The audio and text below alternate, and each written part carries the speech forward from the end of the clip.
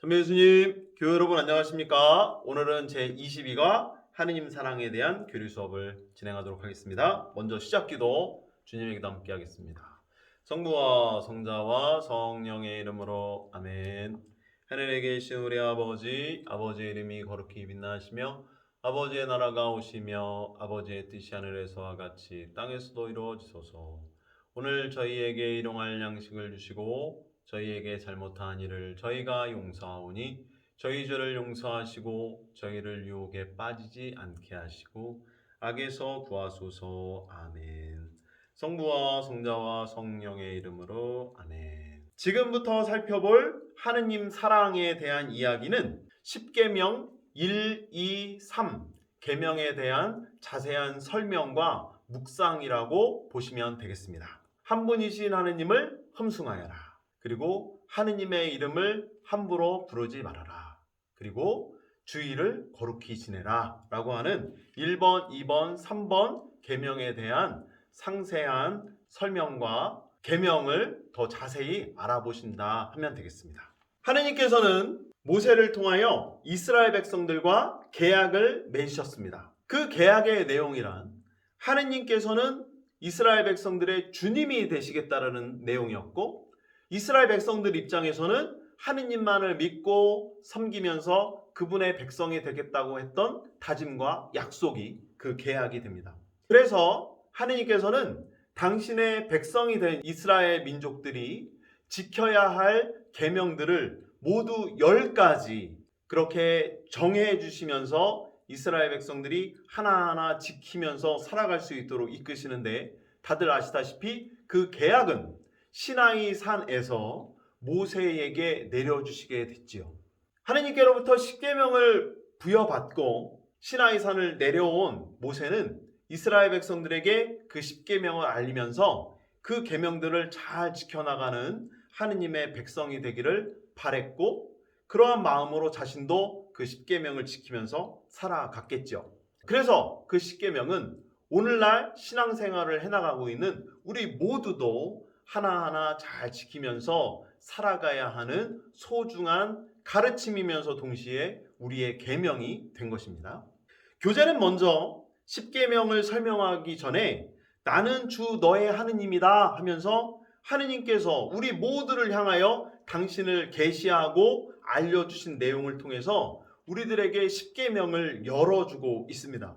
그분이 우리의 하느님이시라는 거, 그분이 우리의 주님이시라는 것, 그리고 그분이 우리 모두의 아버지시라는 것, 그분이 우리에게 이러한 존재이시고 우리에게 이렇게 다가오시니 우리는 당연히 그분과의 계약, 이 약속을 잘 실행하는 착하고 성실한, 그리고 하느님 마음에 드는 자녀들이 될 수 있도록 노력해야 되겠죠. 나는 주 너의 하느님이다 라고 하신 하느님의 말씀은 당신 자신을 우리에게 드러내 보여주시는 거죠. 그리고 당신 스스로 당신을 우리 앞에서 선언하시는 내용이 됩니다. 내가 너의 하느님이니, 내가 너희의 주님이니 나를 믿고 섬기고 따라온다면 그렇게 나는 너희의 보호자이고 너희의 인도자이며 또 너희에게 생명을 전해주는 아버지가 되어 주실 것이다 라는 그러한 마음이 담겨있는 하느님의 고백이 이 안에 담겨 있음을 우리는 확인해 볼 수가 있습니다. 이렇게 당신 자신을 드러내 보여주신 하느님 앞에, 그래서 우리 모두는 그분을 사랑하고 그분의 말씀을 잘 따라가겠다라고 하는 고백을 우리도 당연히 해야 되는 것이죠. 우리가 어떠한 존재이기에 하느님은 우리의 하느님이시다라고 하면서 당신 자신을 드러내 보여주시는가? 한번 생각해 본다면 우리가 정말 귀한 존재다라는 것을 알 수가 있죠.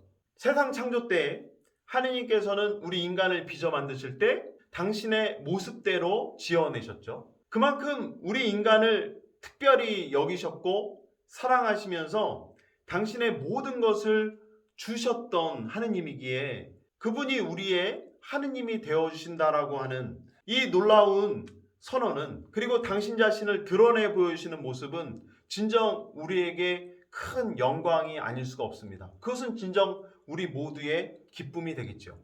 우리를 그렇게 여겨주시는 하느님이시니 나도 그분 마음에 들 수 있도록 그분을 사랑하고 그분을 따라가는 삶을 살아가는 것은 마땅하고 옳은 일이 되겠습니다. 하느님께서 당신 자신을 우리 모두의 하느님으로 드러내 보여주신 것처럼 그렇다면 나도 내 자신이 하느님의 백성임을 세상에 드러내야 된다라는 거, 내가 하느님을 믿는 사람이다라는 것, 내가 하느님을 따라가는 그분의 백성임을 우리도 세상에 드러내는 사람이 되어야 되지 않겠는가. 그렇게 하느님의 백성이므로 하느님을 믿고 따라가는 사람들이므로 우리는 당연히 하느님을 사랑할 수밖에 없다. 그리고 사랑해야 한다라는 것이 바로 오늘 22과의 내용이 됩니다. 근데 하느님을 사랑함에 있어서 우리는 어떻게 좀 구체적으로 사랑을 표현할 수 있겠는가? 그것이 십계명 앞에 세 가지로 나오고 있죠. 한 분이신 하느님만을 믿고 섬기고 흠숭하는 것, 다른 어떤 것에 마음을 빼앗기고 믿음을 두고 나의 어떤 사랑이 다른 곳을 향하지 않도록 하면서 오직 나를 지어내시고 나에게 지금도 생명을 주시면서 나와 함께 하시는, 그래서 정말 나를 사랑하게 끔찍히 귀하게 여기시는 하느님만을 흠숭하고 그분만을 믿겠다라고 하는 고백과 그러한 어떤 삶의 모습들, 이런 것들이 우리에게 가장 먼저 필요합니다. 그렇기 때문에 그 귀하신 분의 이름을 우리는 막 부르면 안 되죠. 거짓 맹세를 하거나 뭐 하느님의 이름을 막 헛되이 부르면서 뭐 허황된 말을 떠벌리고 다니거나 혹은 굉장히 우리 자신 스스로가 가벼운 입놀림을 통해서 하느님의 이름에 먹칠이 되는 일이 되어서는, 그런 일들이 발생해서는 절대로 안 된다는 거죠. 그러므로 그렇게 나를 귀하게 여겨주시는 하느님만을 흠숭하고 그분의 이름을 거룩하게 부르면서 그분께 의탁하고 애절하게 그분의 이름을 정말 귀하게 여길 줄 아는 우리들은, 그래서 주님의 날에 주님과 함께 시간을 보내고 그분과 함께하는 날을 지내야 되죠. 그것이 바로 3계명, 주일을 거룩히 지내라 라고 하는 계명 속에 담겨 있습니다. 교재 193페이지 세 번째 단락에 보면 예수님께서 10계명이 제시하는 하느님에 대한 우리의 의무를 요약해 주신 마태오복음 22장 37절의 말씀이 나오고 있는데, 내 마음을 다하고 내 목숨을 다하고 내 정신을 다하여 주 너의 하느님을 사랑해야 한다라고 예수님은 가르쳐 주셨습니다. 앞전에 제가 설명드렸듯이 이스라엘 백성들은 613가지나 되는 어마어마한 율법 조문들을 지키면서 살아가야 했고, 그것들을 지키면 의인, 그 중에 한 가지라도 어기면 뭐 죄인이 되는 그러한 아이러니한 현실 속에서 살아갈 수밖에 없었죠. 그래야 했던 그들 사이에 예수님께서 오셔서 그런 율법 조문들보다 이제는 새로운 계명을 우리에게 주시죠. 그것은 바로 하느님을 사랑하는 것과 이웃을 사랑하는 것, 이 두 가지 계명으로 이스라엘 사람들을 그리고 우리들을 이끌고 계신데, 그렇게 하느님을 사랑하는 마음은 어떻게 해야 되냐면 마음을 다해야 된다는 거죠. 마음이 막 이렇게 갈라져 있거나 다른 것에 신경을 써서는 안 되고, 하느님께서 우리에게 목숨을 내어주시고 당신의 숨을 불어넣어 주셨던 것처럼 나도 그분께 내 목숨을 다하는 간절한 마음으로 사랑을 표해야 된다는 거. 그래서 내 정신까지도 하느님만을 향해 나아가 있을 수 있도록 노력하고 그렇게 실천해 가면서 하느님을 사랑할 수 있어야 한다고 예수님은 우리를 일깨워 주고 계시죠. 교재에 보면 너무 좋은 말이 나옵니다.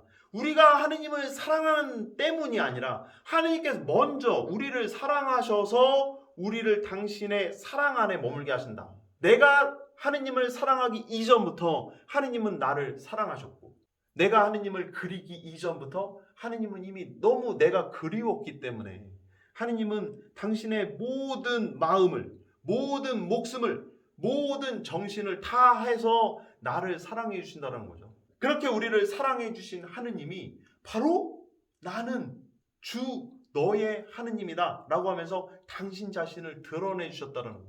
그러므로 나도 하느님을 사랑할 수밖에 없죠. 성경 전체를 통틀어서 살펴봤을 때 하느님은 사랑이시다라는 메시지를 담고 있는 내용들이 참으로 많죠. 하느님께서 우리가 잘못을 저질렀을 때도 용서하고 자비를 베풀어 주시죠. 똑같은 실수를 반복하더라도 또 참고 우리를 지켜봐 주시죠. 심지어 당신이 아닌 다른 것을 믿고 당신을 떠난다 하더라도 하느님은 여전히 나의 하느님으로서 내 곁에 나와 함께 하시죠. 그것은 바로 하느님이 우리를 사랑하신다라고 하는 징표가 될 수밖에 없죠. 우리의 마음이 자꾸만 다른 곳으로 향한다 하더라도 하느님의 마음은 오직 나를 향해 있으니 그분의 사랑이 얼마나 지극하신가.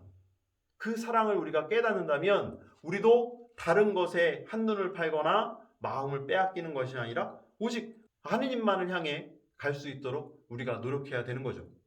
요한일서 4장 16절은 그래서 매우 유명한 말이면서 동시에 하느님의 속성을 우리에게 한마디로 전해주고 있습니다. 그것이 무엇이냐면 바로 하느님은 사랑이십니다.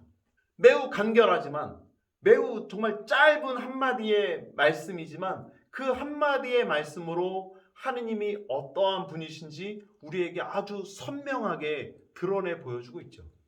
하느님이 곧 사랑이시다라는 것.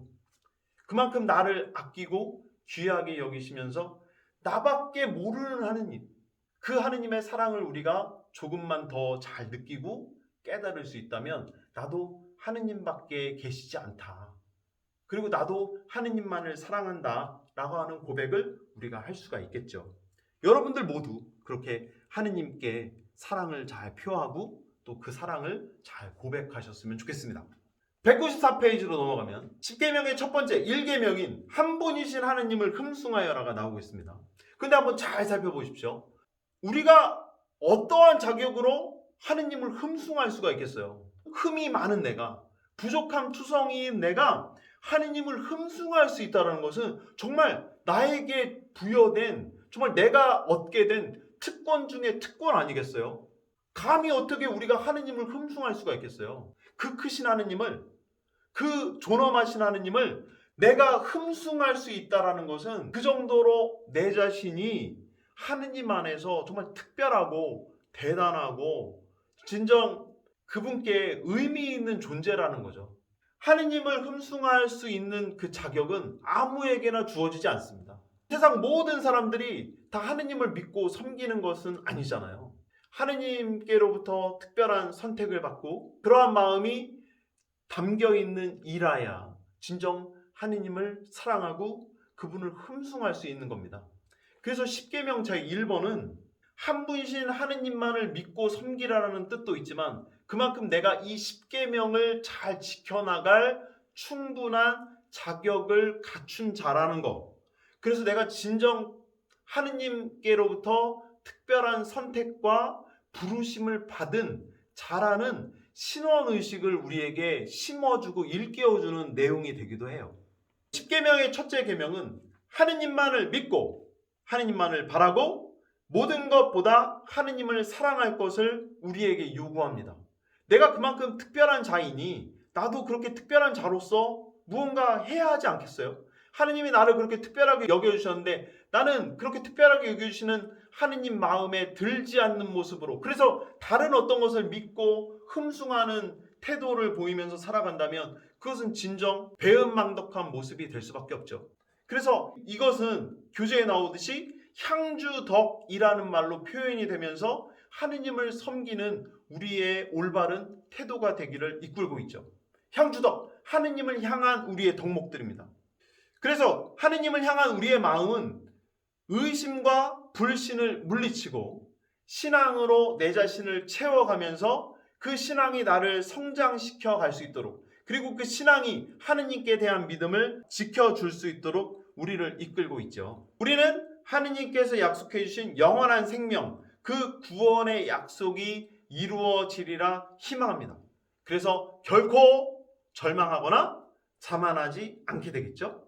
하느님께서 우리를 얼마나 사랑하시는지 깨닫고 그 사랑으로 하느님과 이웃을 사랑합니다. 따라서 무관심과 미움은 주님의 사랑을 저버리는 것이 된다라고 교재는 우리에게 알려주고 있습니다. 그렇다면 하느님을 섬기는 일은 무엇으로 이루어지는가? 바로 흠숭과 예배를 통해서 이루어진다는 거죠. 하느님께 대한 흠숭은 그분을 나의 창조주요 구세주이시며 주님으로 믿고 살아간다라는 것.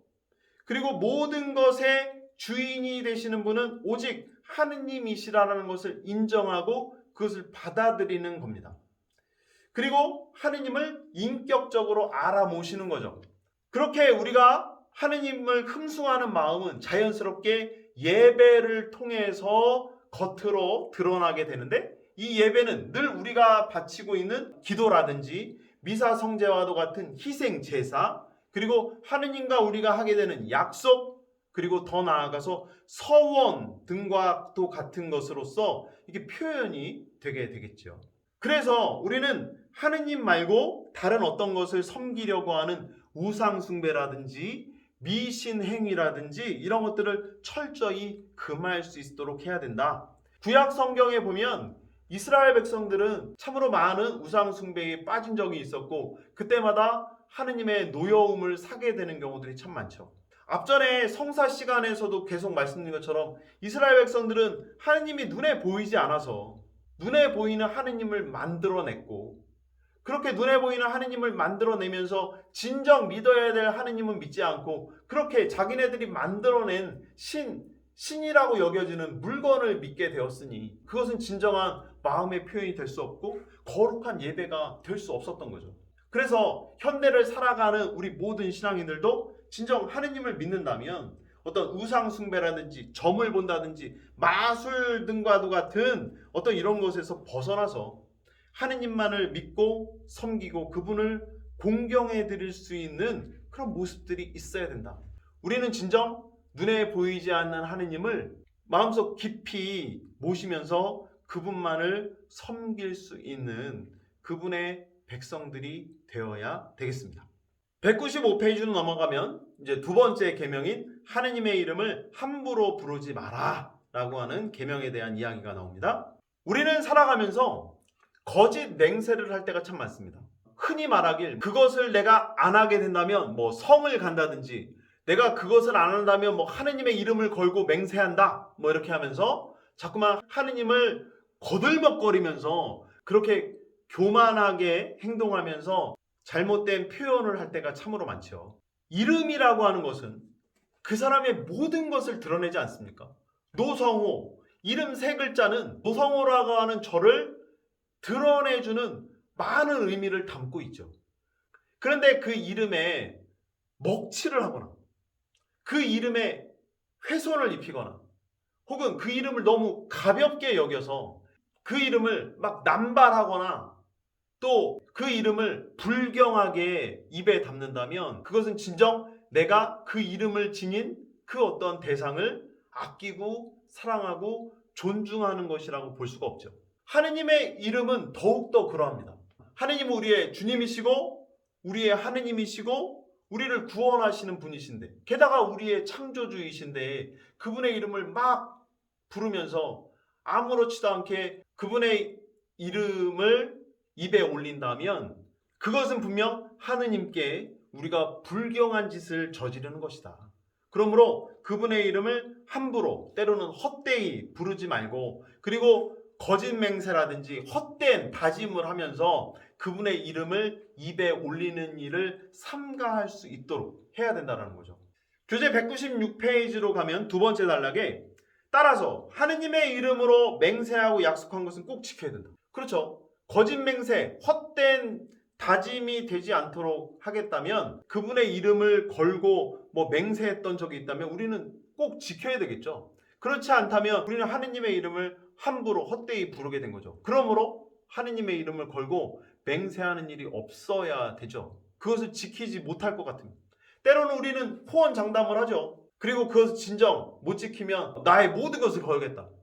결국 그 상황에 가면 우리는 뭐 잘 지키지 못하는 경우가 더 많게 되고 스스로 자기가 했던 말에 책임을 져야 되는 아주 안타까운 결과를 가져오는 경우들이 있는데, 그러므로 좀 신중하고 또 조심스럽게 살아가면서 그러한 헛된 장담과 약속으로부터 좀 벗어날 수 있도록 하는 것도 좀 지혜가 아닐까 싶습니다.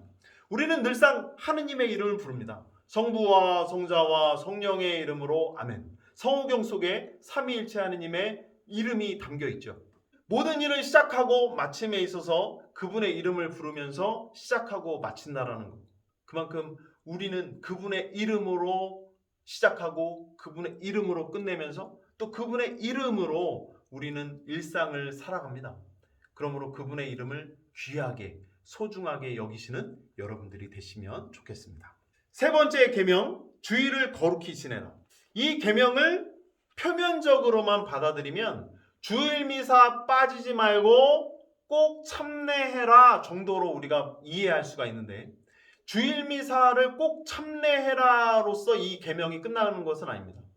그날 하루를 주님의 날이니 주님과 함께 지내면서 쉬고 재충전할 수 있는 하루로 지내야 된다라고 우리를 가르쳐주고 있습니다.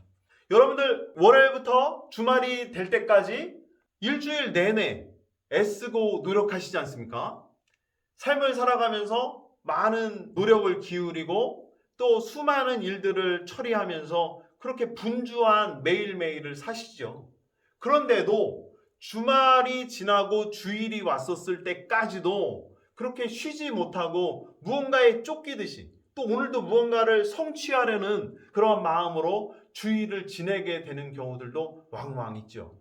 주일은 진정 하느님의 날, 주님의 날 아니겠습니까? 그 주일이라는 말을 내 입으로 되뇌이면서 오늘은 주님의 날이구나. 주님께서 쉬셨듯이 나도 쉬어야 되겠구나. 근데 여기서 쉰다라는 말은 그냥 뭐 늘어지게 늦잠을 자거나 뭐 그냥 아무것도 하지 않은 채 허송세월하라는 그런 뜻은 아니죠. 진정 재충전할 수 있는 좀 차분한 마음으로 그동안 하지 못했던 기도도 좀 하고 그동안 읽지 못했던 성경도 좀 읽고 혹은 뭐 어떤 기도 생활이 아니라 하더라도 내가 주님 안에서 푹 쉬고 머물 수 있는 분주한 일상을 좀 떠나보는 그러한 시간들을 가지면서 소중한 하루를 지낼 수 있도록 하는 거죠.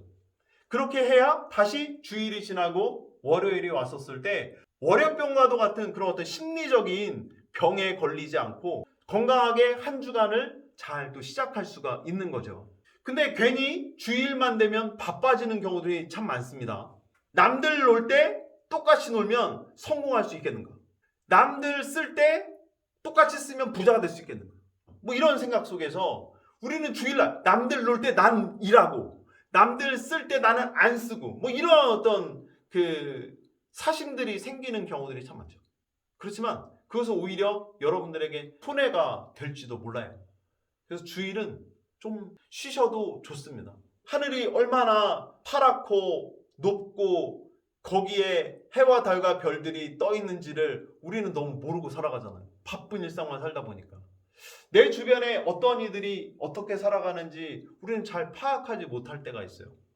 그리고 얼마나 이 시간이라는 것이 소중한지 모른 채 그냥 바쁜 일상을 살다 보면 그냥 그렇게 나도 모르게 치여서 살아가는 경우들, 다람쥐가 쳇바퀴를 돌듯이 그렇게 매일매일 반복된 일상 속에서 그 소중함을 잃어버린 채 살아가는 경우들이 참 많죠. 하지만 주님의 날을 진정 주님의 날로 잘 지낼 수 있다면 우리는 이 다람쥐 쳇바퀴로부터 해방될 수가 있을 것 같아요. 잠시 멈춰서서 뒤도 좀 돌아보고 옆도 좀 바라보면서 또다시 나아갈 앞을 향해 준비할 수 있는 시간을 가져보시는 것도 참 좋을 것 같아요. 그래서 주일 미사도 참내할 수가 있고 하느님과 함께 머물면서 하느님의 말씀을 듣고 하느님께 찬미의 제사를 지내는 그 주일 미사 시간 얼마나 귀한가. 일주일의 수많은 시간들 가운데에서 1시간 정도 하느님의 집에 찾아와서 미사를 봉헌하는 그러한 마음조차 우리에게 없다면 하느님의 백성으로서 살아가는 우리의 진정한 모습과는 좀 거리가 있지 않을까 싶어요. 그래서 여러분들도 주일을 거룩히 지내는 모습 무엇부터 시작하고 재정립해야 할까? 이 교리를 들으시면서 한번 스스로 잘 생각해 보시면 좋겠습니다.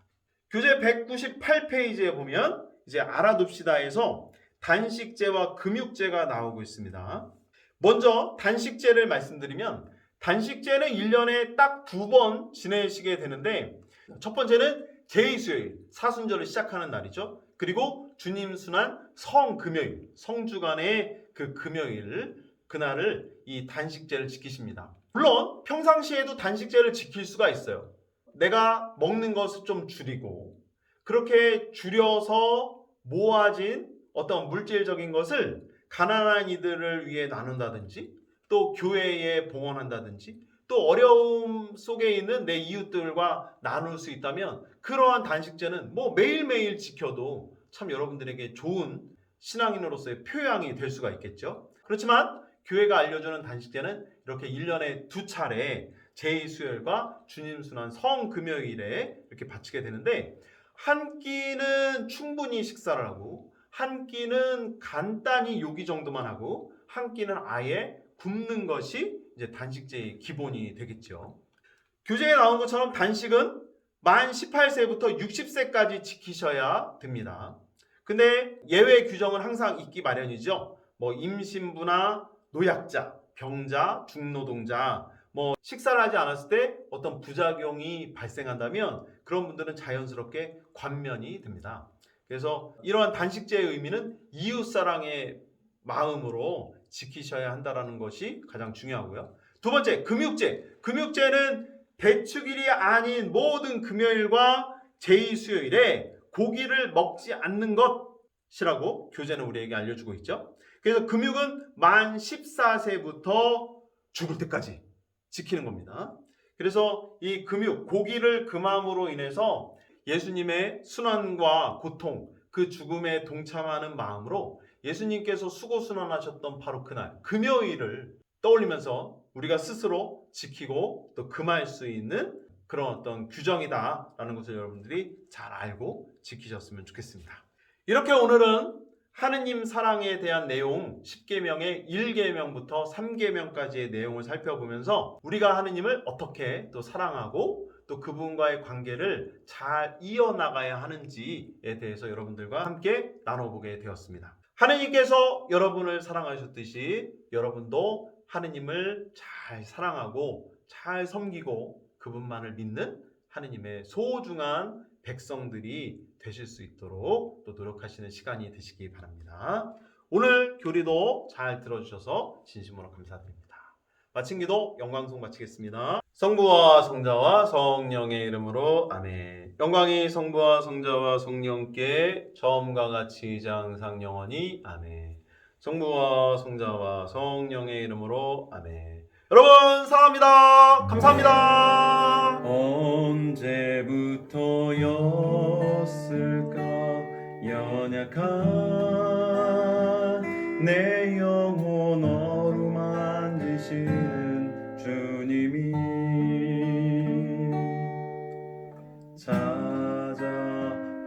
찾아보신 것을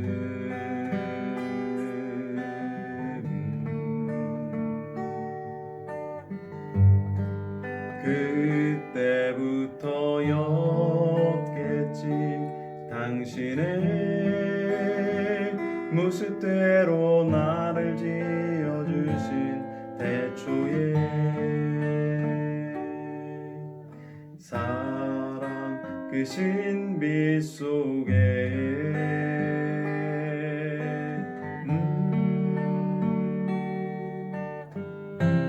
어찌하여 나를 찾아오셨나.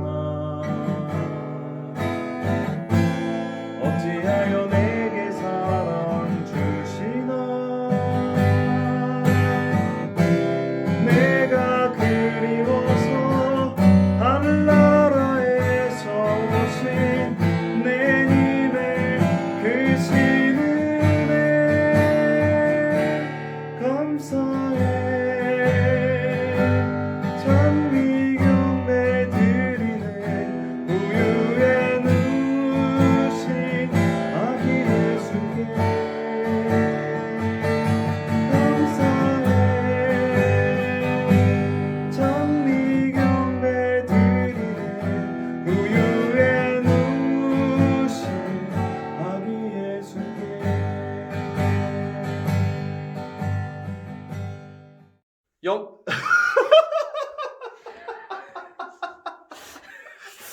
영광이 성부와 성자. 영광 성 바치겠습니다. 성부와 성자와 성 아유 너무 무슨